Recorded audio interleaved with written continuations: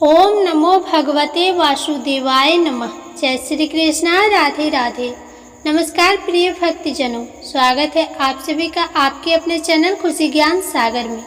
प्रिय श्रोतागण, आज के इस वीडियो में आप देवशयनी एकादशी की संपूर्ण व्रत कथा का श्रवण करेंगे। तो सबसे पहले आप सभी भक्तजनों को देवशयनी एकादशी व्रत की हार्दिक शुभकामनाएं। भगवान श्री लक्ष्मी नारायण जी की कृपा आप और आपके परिवार जनों पर सदा सर्वदा बनी रहे। आषाढ़ मास शुक्ल पक्ष की एकादशी तिथि को देवशयनी या हरिशयनी एकादशी के नाम से जाना जाता है। आज से ही चातुर्मास आरंभ हो जाता है, जो कि 4 महीनों का होता है। इन 4 महीनों में किसी भी तरह के शुभ और मांगलिक कार्य नहीं किए जाते हैं। ऐसी मान्यता है कि इस दिन से ही भगवान श्री हरि विष्णु क्षीर सागर में शयन करते हैं और फिर 4 माह बाद देव उठनी एकादशी को जागृत होते हैं। देवशयनी एकादशी से देव उठनी एकादशी के बीच के इन 4 माह को चातुर्मास कहा जाता है। तो आइए अब भगवान श्री लक्ष्मी नारायण जी के चरणों का ध्यान करते हुए देवशयनी एकादशी व्रत कथा को सुनते हैं। तो प्रेम से बोलिए गणेश भगवान की जय। एक बार धर्मराज युधिष्ठिर ने भगवान श्री कृष्ण से हाथ जोड़कर पूछा, आषाढ़ मास के शुक्ल पक्ष की एकादशी व्रत का क्या नाम है तथा उस दिन किस देवता का पूजन होता है, उसका क्या विधान है? कृपा कर ये सब विस्तार पूर्वक बताइए। तब भगवान श्री कृष्ण जी ने कहा, हे धर्मराज, एक बार नारद जी ने ब्रह्मा जी से यही प्रश्न पूछा था। तब ब्रह्मा जी ने कहा, नारद, तुमने कलयुग में प्राणी मात्र के उद्धार के लिए अति उत्तम प्रश्न पूछा है, क्योंकि एकादशी का व्रत सब व्रतों में उत्तम होता है। इसके व्रत से सभी पाप नष्ट हो जाते हैं। इस एकादशी का नाम देवशयनी एकादशी है। यह व्रत करने से भगवान विष्णु प्रसन्न होते हैं। अब मैं तुम्हें देवशयनी एकादशी व्रत की कथा सुनाता हूँ। तुम ध्यान पूर्वक श्रवण करो। बहुत समय पहले की बात है। सूर्यवंशी कुल में मानधाता नाम का एक चक्रवर्ती राजा हुआ करता था। वह बहुत ही महान, प्रतापी, उदार तथा प्रजा का ध्यान रखने वाला राजा था। उस राजा का राज्य बहुत ही सुख समृद्ध था। धान्य धान भरपूर मात्रा में था। वहाँ की प्रजा राजा से बहुत अधिक प्रसन्न एवं खुशहाल थी, क्योंकि राजा अपनी प्रजा का बहुत ध्यान रखता था। साथ ही वह धर्म के अनुसार सारे नियम करने वाला राजा था। एक समय की बात है, राजा के राज्य में बहुत लंबे समय तक वर्षा नहीं हुई, जिसके फलस्वरूप उसके राज्य में अकाल पड़ गया, जिससे कि राजा अत्यंत दुखी हो गया, क्योंकि उसकी प्रजा बहुत दुखी थी। राजा इस संकट से उबरना चाहता था। राजा चिंता में डूब गया और चिंतन करने लगा कि आखिर उससे ऐसा कौन सा पाप हो गया है। राजा इस संकट से मुक्ति पाने के लिए कोई उपाय खोजने के लिए सैनिकों के साथ जंगल की ओर प्रस्थान कर गया। राजा वन में कई दिनों तक भटकता रहा। फिर एक दिन अचानक वह अंगिरा ऋषि के आश्रम जा पहुँचे। राजा को अत्यंत व्याकुल देखकर अंगिरा ऋषि ने उनसे उनकी व्याकुलता का कारण पूछा। राजा ने ऋषि को अपनी और अपने राज्यवासियों की परेशानी का विस्तार पूर्वक वर्णन सुनाया। राजा ने ऋषि को बताया कि किस प्रकार उसके खुशहाल राज्य में अचानक अकाल पड़ गया। राजा ने ऋषि से निवेदन किया कि हे ऋषि मुनि, मुझे कोई ऐसा उपाय बताइए जिससे कि मेरे राज्य में सुख समृद्धि पुनः लौट आए। ऋषि ने राजा की परेशानी को ध्यान पूर्वक सुना और कहा कि जिस प्रकार हम सब ब्रह्मदेव की उपासना करते हैं, किंतु सतयुग में वेद पढ़ने का तथा तपस्या करने का अधिकार केवल ब्राह्मणों को है, लेकिन आपके राज्य में एक शूद्र तपस्या कर रहा है। आपके राज्य में आज अकाल की दशा उसी के कारण से हुई है। यदि आप अपने राज्य को पहले की तरह खुशहाल देखना चाहते हैं तो उस शूद्र की जीवन लीला समाप्त कर दीजिए। यह सुनकर राजा बहुत अचंभित हुआ। राजा ने कहा, हे ऋषि मुनि, यह आप क्या कह रहे हैं? मैं ऐसे किसी निर्दोष जीव की हत्या नहीं कर सकता। मैं एक निर्दोष की हत्या का पाप अपने सर पर नहीं लेना चाहता। आप मुझ पर कृपा करें और मेरी समस्या के समाधान के लिए कोई अन्य उपाय बताएं। ऋषि ने राजा को कहा, यदि आप उस शूद्र की जीवन लीला समाप्त नहीं कर सकते हैं तो मैं आपको कोई दूसरा उपाय बता रहा हूँ। आप आषाढ़ मास के शुक्ल पक्ष की एकादशी तिथि को देवशयनी एकादशी का व्रत करें। पूरे विधि विधान एवं पूर्ण श्रद्धा भक्ति के साथ व्रत रखें एवं पूजन आदि करें। राजा ने ऋषि की आज्ञा का पालन करते हुए अपने राज्य पुनः वापस लौटकर एकादशी का व्रत पूरे विधि विधान से किया, जिसके फलस्वरूप राजा के राज्य में वर्षा हुई, जिससे अकाल दूर हो गया तथा पूरा राज्य पहले की तरह हंसी खुशी से रहने लगा। तो जिस प्रकार भगवान श्री लक्ष्मी नारायण जी ने राजा के कष्टों का निवारण किया, उसी प्रकार हम सभी के कष्टों का निवारण करें। बोलिए श्री लक्ष्मी नारायण भगवान की जय। जय श्री कृष्णा। राधे राधे। प्रिय श्रोतागण, अब आइए एकादशी माता की कथा एवं आरती को सुनते हैं। एक राज्य में एक राजा रहा करते थे। राजा बहुत ही बुद्धिमान और बलशाली था। राजा सदा ही अपनी प्रजा का बहुत अच्छे से ध्यान रखता था। प्रजा भी राजा को बहुत पसंद करती थी। राजा की 2 बेटियां थीं। राजा अपनी दोनों बेटियों से बहुत प्रेम करता था। राजा की छोटी बेटी देखने में बहुत सुंदर और आकर्षित थी और राजा की बड़ी बेटी छोटी बेटी के मुकाबले थोड़ी कम सुंदर थी। राजा की छोटी बेटी एकादशी माता की व्रत किया करती थी और सभी लोग राजा की छोटी बेटी से बहुत प्रेम करते थे और बहुत प्रशंसा किया करते थे।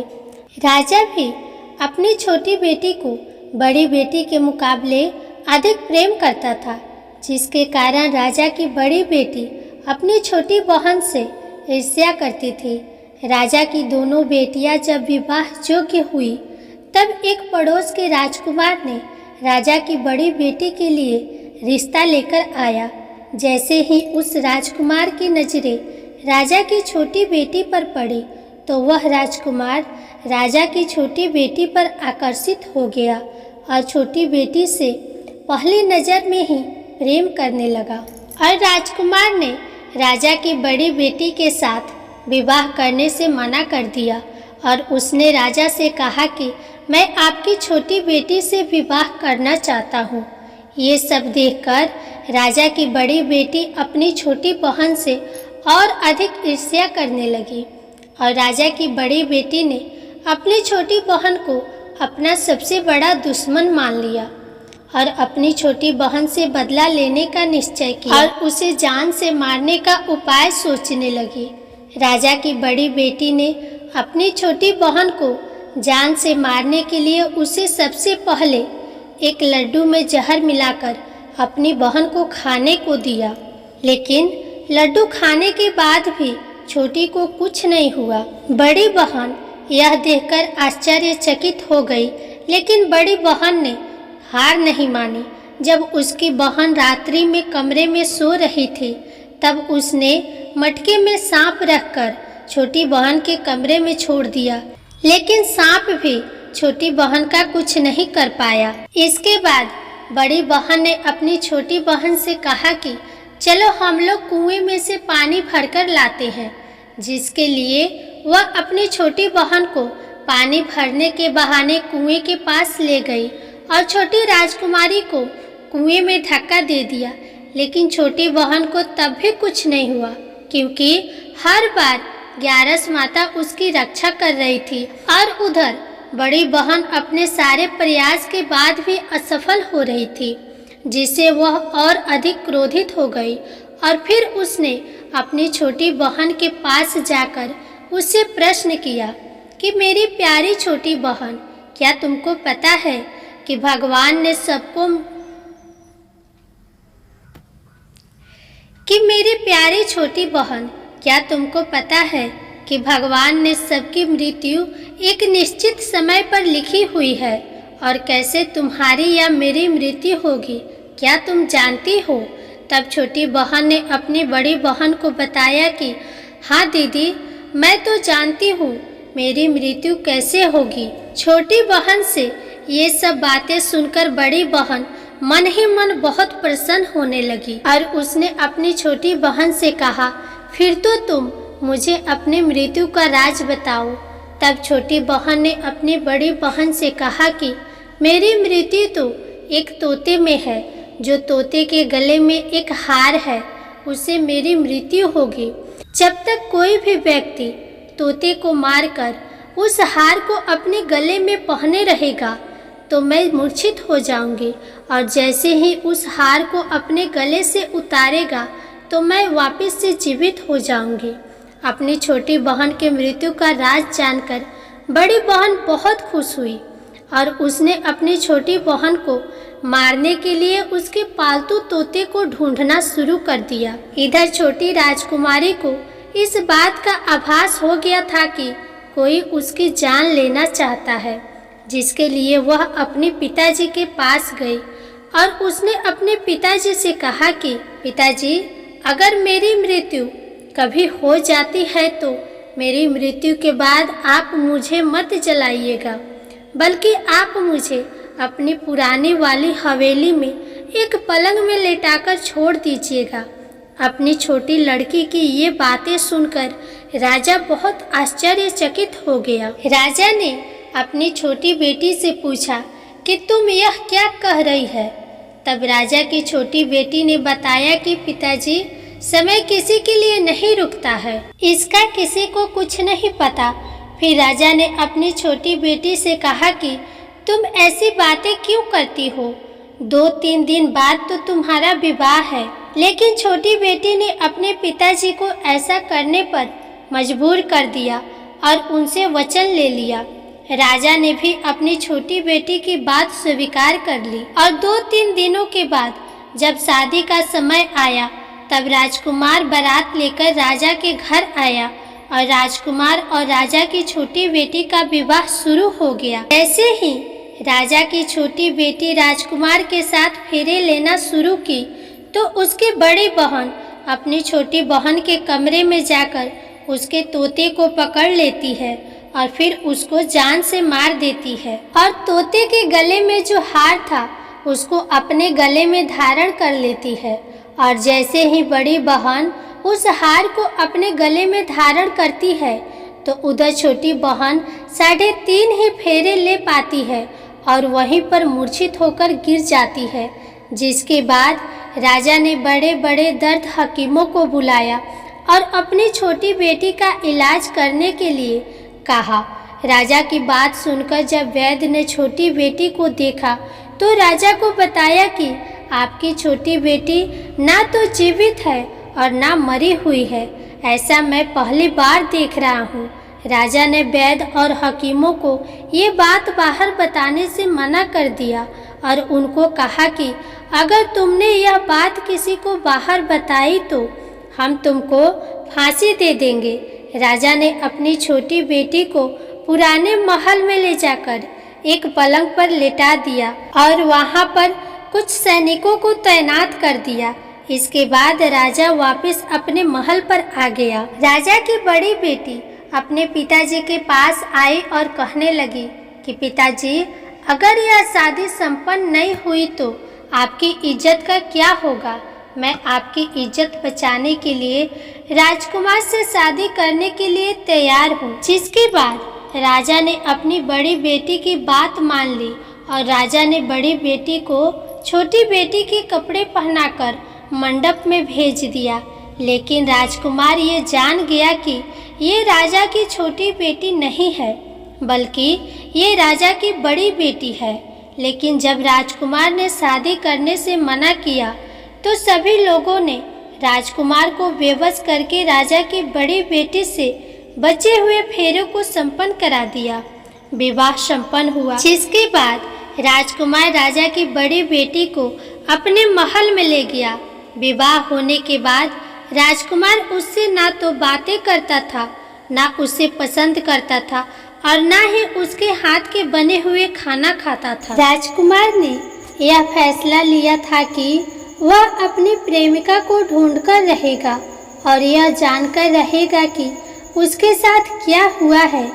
एक दिन राजकुमार अपने घोड़े पर सवार होकर राजा के पुराने महल के पास पहुंचा, जहां पर उसने कुछ सैनिकों को देखा। महल के पास पहुंचकर राजकुमार ने जब महल को ध्यान से देखा तो वह समझ गया कि ये तो हमारे ससुर जी का महल है। तब राजकुमार ने सैनिकों से पूछा कि तुम लोग यहाँ पर क्या कर रहे हो और इस महल के अंदर उस पलंग में कौन लेटा है। जिसके बाद सैनिकों ने बताया कि यहाँ पर राजा की छोटी बेटी लेटी है। यह सुनकर राजकुमार बहुत प्रसन्न हो गया और वह तुरंत अपनी प्रेमिका के पास पहुँच गया और उसकी सेवा करने लगा। जैसे ही रात हुई तो राजा की छोटी बेटी उठकर खड़ी हो गई।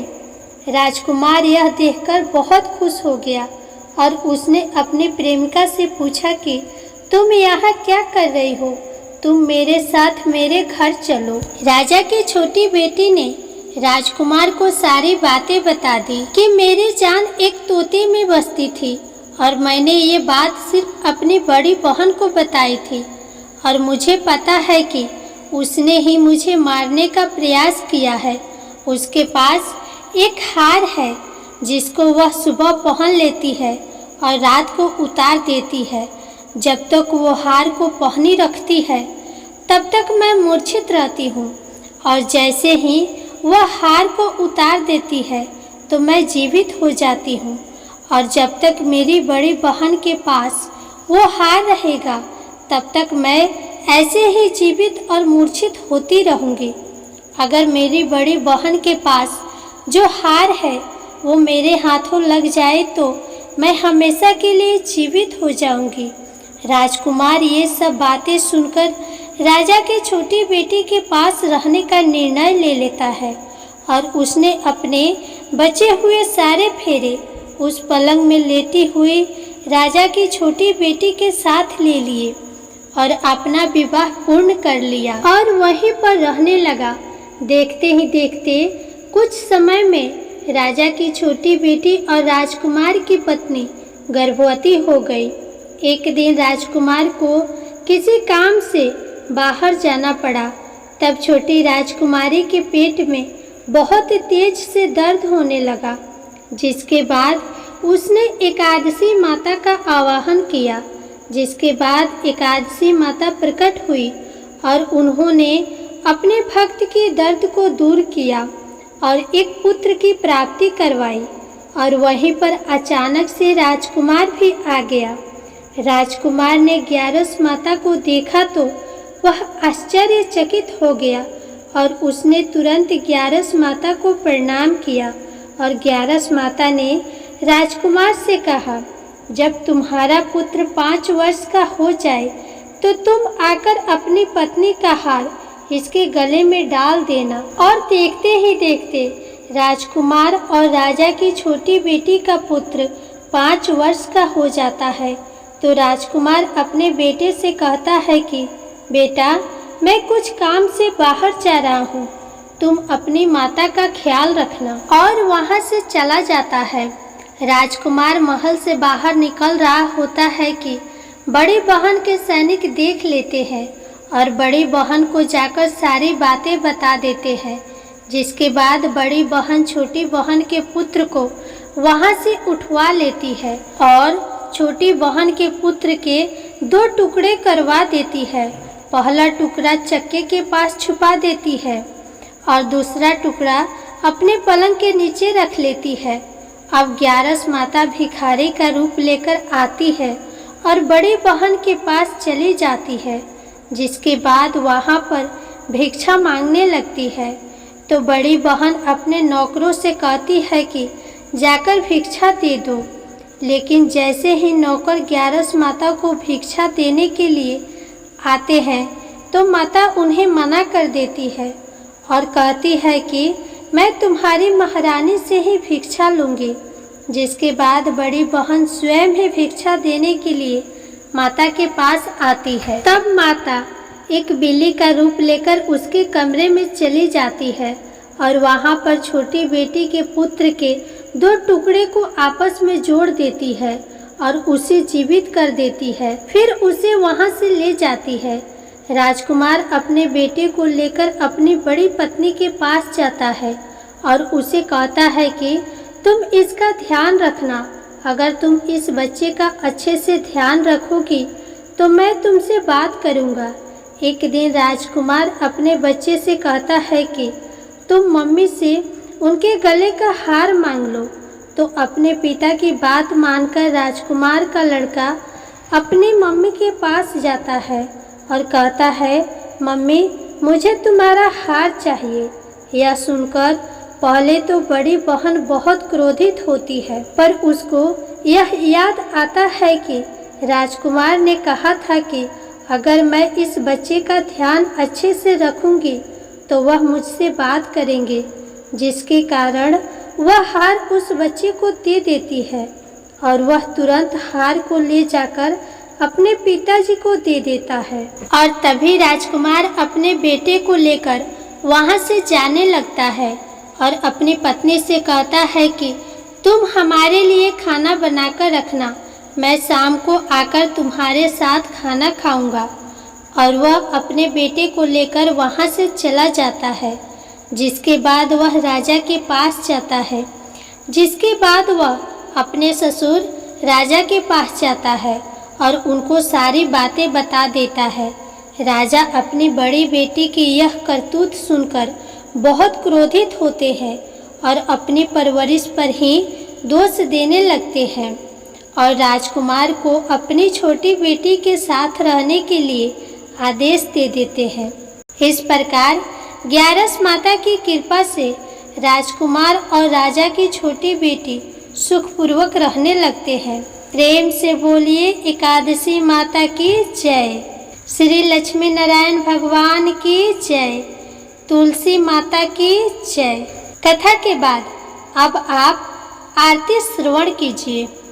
ओम जय एकादशी जय एकादशी जय एकादशी माता, विष्णु पूजा व्रत को धारण कर शक्ति मुक्ति पाता। ओम जय एकादशी जय एकादशी जय एकादशी माता, विष्णु पूजा व्रत को धारण कर शक्ति मुक्ति पाता। तेरे नाम गिनाऊं देवी भक्ति प्रदान करनी, गढ़ गौरव की देनी माता शास्त्रों में वर्णी। ओम जय एकादशी माता, विष्णु पूजा व्रत को धारण कर शक्ति मुक्ति पाता।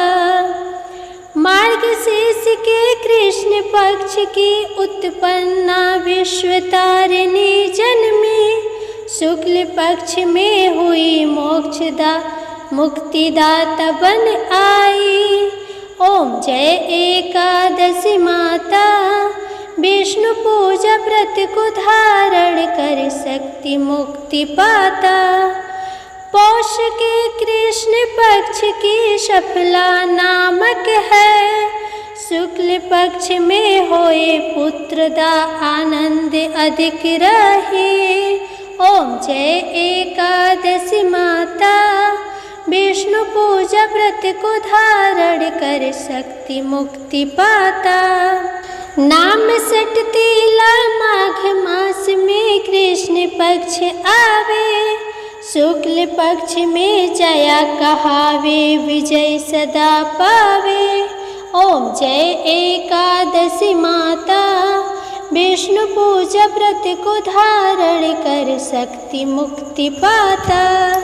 चैत्र शुक्ल में नाम कामदा धन देने वाली, नाम वरुथनी कृष्ण पक्ष में वैशाख माह वाली।